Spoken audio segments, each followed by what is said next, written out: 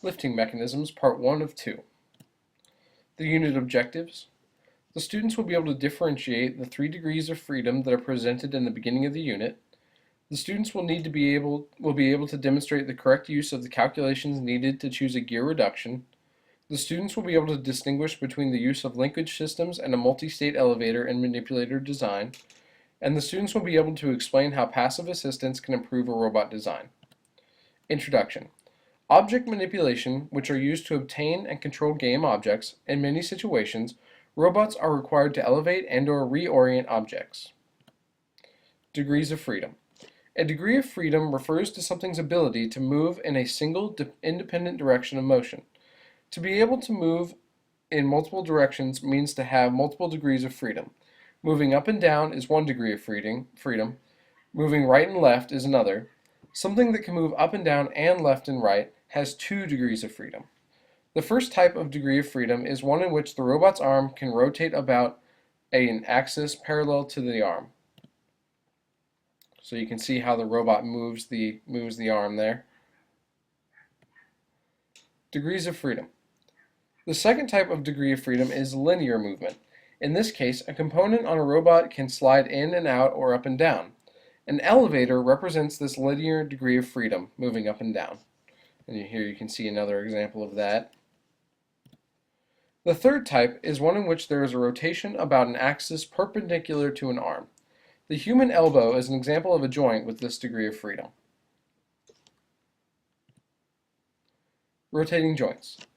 The most frequently used lifting mechanisms in robots is a rotating joint. The joint has 2 stages of 12 to 60 gear reductions. The second stage is attached directly to the robot arm. The second stage also has 2 of the same gear reduction running in parallel.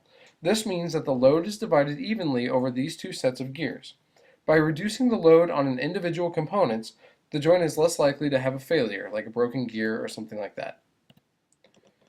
A shock load is an instantaneous spike of loading on a mechanical system.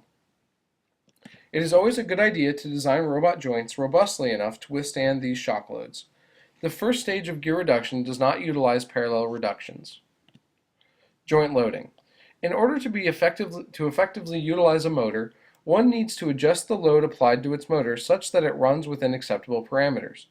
If there is some force applied at the end of the robot arm, it will apply a torque on the joint equal to the magnitude of the force multiplied by its distance from the joint. This applied force is partially caused by the weight of the arm itself, as well as any forces the arm will encounter during operation. When choosing the appropriate gear reduction for an arm, it is a good idea to add a factor of safety to these forces to ensure the joint can handle any unanticipated loads it encounters. A factor of safety, also known as a margin of safety, describes the amount of overage the system can handle.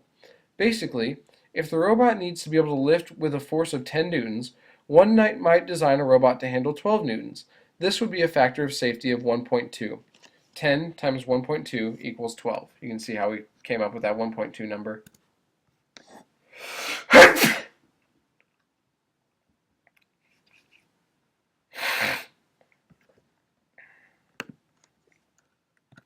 Joint speed. Often it is important for a joint to move as quickly as possible. However, this is not always practical.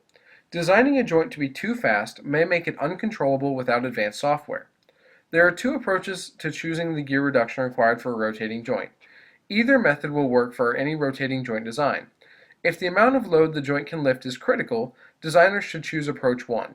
If the speed of the joint is more important than what will be lifted, designers should choose approach 2. Joint speed approach 1. Step 1. Determine the applied load on the end of the arm and the length of the arm. Step 2. Determine the maximum load which can be applied to the motor. Refer to Unit 7. Step 3. Determine the required gear reduction which results in the desired motor loading.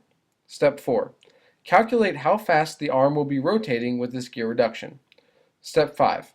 Determine if this is a good speed. Step 6a. If it's good, build it. Step 6b. If it's too fast, determine how fast the joint needs to move and then calculate the gearing required for this speed. It will be slower than the previously calculated speed. Then build it. Step 6c. If it's too slow, add additional power to the system so it can handle this load at a faster speed. Add additional motors to this joint and then recalculate. Step 6D. If the end result does not meet expectations, the constraint of the system needs to be reevaluated and a redesign should be considered. Joint speed approach 2. Step 1. Determine the desired speed of the joint, i.e. 90 degrees per second. Step 2. Determine the required gear reduction to achieve this desired speed. Step 3. Determine the maximum load which can be applied on the motor. Step 4. Determine the maximum load which can be lifted by the arm based on the gear reduction from Step 2 and the maximum motor load from Step 3. Step 5.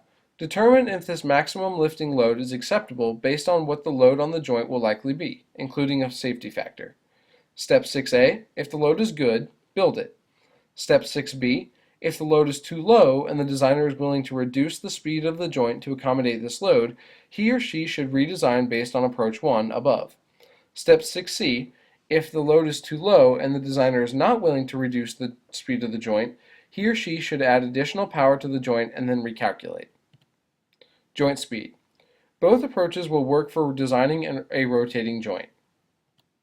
Elevators. Another lifting mechanism commonly used in competition robotics is a linear elevator. A claw mounted on a linear elevator is always a consistent distance from the drive base. Another difference between an elevator and a rotating joint is the way the object changes orientation. Elevator actuation and loading. Actuation of a linear elevator is a little different than a rotating joint. Unlike a rotating joint, an elevator somehow must convert the rotary motion of a motor into linear motion required to drive the elevator. There are several ways that this is commonly accomplished. In the example below, the pinion gear spins at some speed with an applied torque. This torque then applies a linear force at the gear's pitch circle, which drives the mechanism.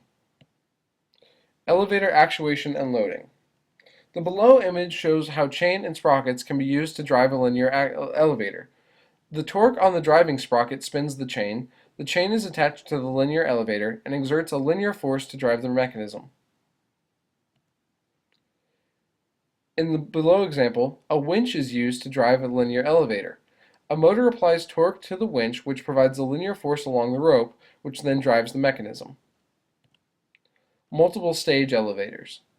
Single stage elevators are able to lift up only one extension of their length.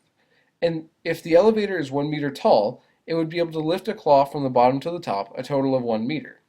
By stacking multiple linear elevators together, one can create a mechanism which will reach up much higher than their own height. Linkages. Linkages are designed to convert some input motion into a different output motion. A linkage typically consists of a series of rigid bodies called links, connected together by freely rotating joints. Typically, one link is fixed and cannot move, and one link is driven in some input motion. Very precise and somewhat complicated motions can be designed using simple linkage design. Linkage motions are extremely repeatable. 4-bar linkage. One of the simplest and most common linkage types is the 4-bar linkage. By varying the length of each link, one can greatly change the output motion. The most basic type of 4-bar linkage is one where the links are equal length and parallel to each other. 4-bar linkage. The below linkage prototypes can be created with only a few VEX metal pieces and a few screws. So here you can see how this one will be stationary, and all of these other ones will be able to move forwards and move up like that. Here's one. These two would be stationary, and then this part would move forward. You can see how that would happen there. This ends part 1.